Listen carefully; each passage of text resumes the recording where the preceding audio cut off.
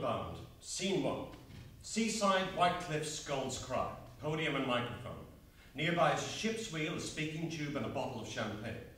Enter Albion, naked under a heavy ceremonial robe and wearing a captain's hat and beach shoes, closely followed by the hulking figure of Smythe in black dress uniform, dragging a revoltingly dishevelled stinkwit behind him on a leash, taking position in the background. During Albion's speech, Smythe stares impassively out at the audience, occasionally yanking the chain as stinkwit fidgets and scratches, scowling throughout. Albion mounts the podium and lifts his head to gaze adoringly out into the audience. Beloved compatriots, welcome. It is 10 years since we last came together, like this. 10 years since our glorious revolution made us the envy of the watching world. It is 10 glorious years since we rose up together under the banner of the Forever Party, cast out the tyranny of capital and threw off the shackles of labour. We freed the people of this great land from a life of slavery and ennui, set about establishing an earthly paradise. Imagine an entire nation founded upon the principles of excess and beauty, with art and music enshrined as its religions, excelling in the science of the impossible and the philosophy of the absurd. In this corporate rational world, who would imagine? We could. Who could dare imagine? We did. And the fruits of our endeavours have ripened beyond our wildest expectations. You are testament to that. What a riot of colour. Such costumes. What a parade. I am breathless with excitement, giddy with emotion. Thank you. In truth, it is yourselves you honour. I am just one man among many. But let me ask you something, my sequin friends. How can we possibly improve upon perfection? What possible flaw can there be in this idyll? Surely our journey to utopia is ended. No, it is not. We need to free our land as we have freed our minds. And I do not employ metaphor or hyperbole to declare it so. For 10 years ago, our engineers were set their most daring, their most impossible challenge. They have split mountains and dug chasms to set our nation free from its earthly chains, built mighty engines to set our island free to roam upon the wide oceans. The wheel of history comes full circle. We lead the world into a modern age through the industry of our people and the highways of the sea. Let us now lead the world into a new age of wonder. Today, we set sail! He thrusts the champagne bottle up in a salute, drinks heavily and throws the bottle to smash. With a flurry, he arranges his captain's hat and whirls to bend to the speaking tube. Engine room! Aye, Captain! Engines full ahead! Full ahead, aye, Captain! Albion seizes the helm and strikes an epic pose. There are two mighty blasts of a ship's horn and the lights cut to black. Scene 2. In the darkness, we hear the distant sound of a noisy crowd and the thump of drums. Slowly, the lights go up on Albion's throne, surrounded by the debris of a celebration. Behind the throne, a large banner hangs hidden in shadow.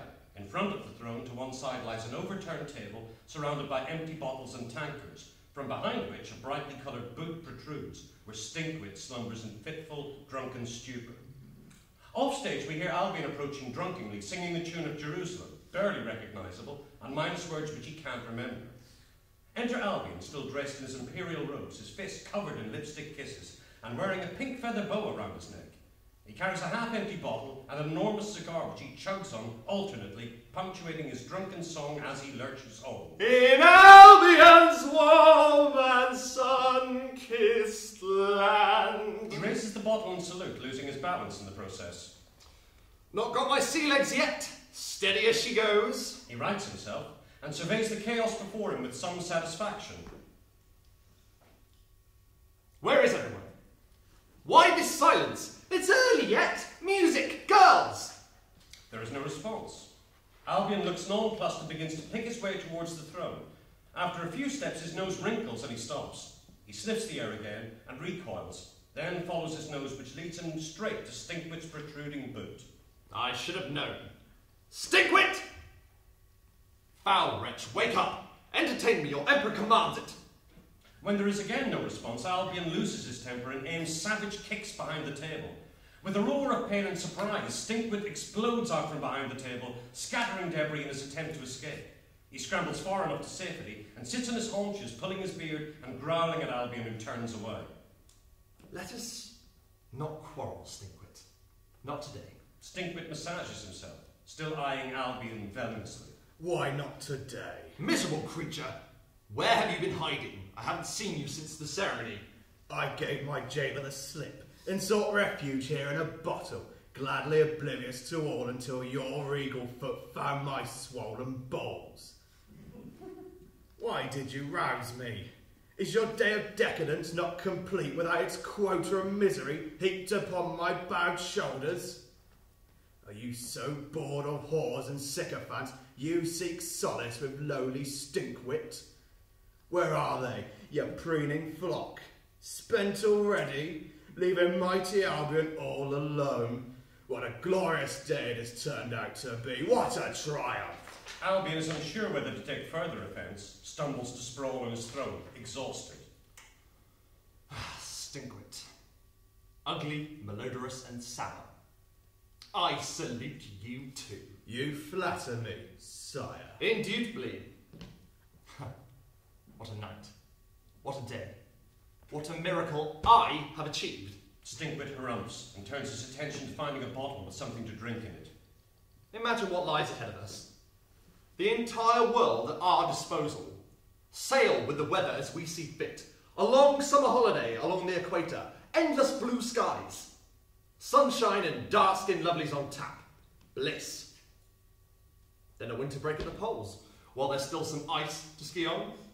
Then a grand tour passing through the colonies. Remind them what they missed out on. The ingrates. This is the final phase of our glorious revolution. We freed our minds. Now we free our land.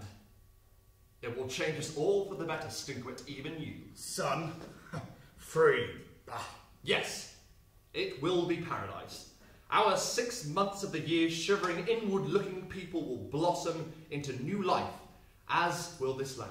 Stinkwit finally finds a bottle and drains it noisily. There'll be no grapes for wine if the vine has no drink. Make merry while you can, and pray that in the last moments of your costly pleasure, your heart seizes in your chest, or that you choke on your own bile, or your blood boils, or some such sudden, to save you from the truth of what you have indeed done to your country. Paradise, freedom, I ask you, folly, folly and ruin. You really are a running sewer of misery and despair. Even after 10 years, it still surprises me. Ruin? What nonsense. Here we are at the epicentre of the greatest social and cultural revolution the globe has ever seen.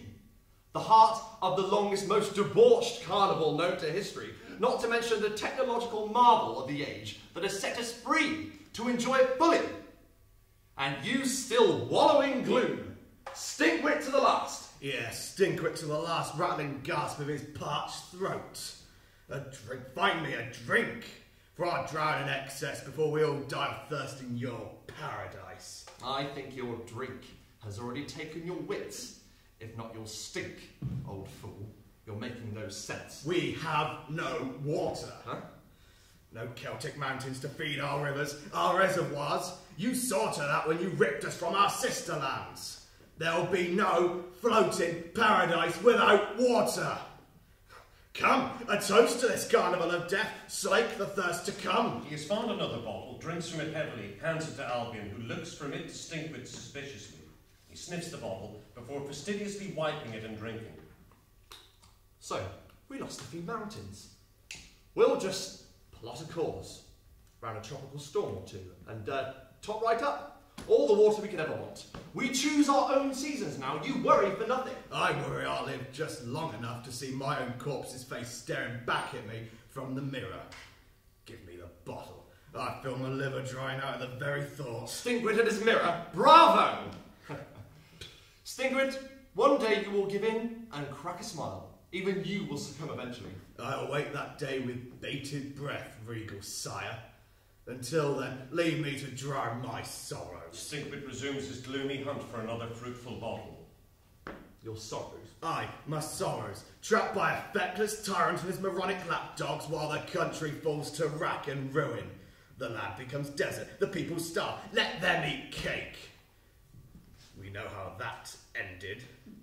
They won't dance to the crack of your whip much longer, and when the baying mob comes to court, they won't care to distinguish between the mad king and his sorry fool. Careful now! There are only so many liberties I will allow. Ain't that a fact? Stinkwit. Stinkwit, stinkwit, always stinkwit. Leave me be, pursue your madness to its tragic end. What does it matter? Albion's patience snaps and he lunges for Stinkwit, grabbing him by the throat. How sick am I of your endless bile, you disgusting, tedious malcontent. I should have thrown you to the dogs years ago. I wish you had. A long moment of pure hatred between the two, before Albion slowly releases Stinkwit, allowing him to subside. There is a long, uncomfortable silence until Stinkwit suddenly starts to laugh, startling Albion. Stinkwit raises his arm to point over Albion's shoulder, still laughing uproariously. Albion turns. Lights up on the banner behind the throne. It is Albion's face and the words 10 glorious years emblazoned on it. Only someone has spray-painted a blood-red, unhappy face over Albion's face. Stinkwit's laughter abates into rasping coughs as Albion stares up at the banner, confused and disbelieving. Is this a joke? I think not. This is your doing. Not I, and all the better for I it. will not stand for this. My good nature abuse so. The Emperor's likeness defaced is treason. Treason! And I will not have it. It's mine! Where's my general? How should I know? Fetch him! Fetch him! We will find this traitor. Stinkwit turns to make good an escape, but Albion pounces, shepherding him with kicks. With me, fool. I want you where I can see you. Awake!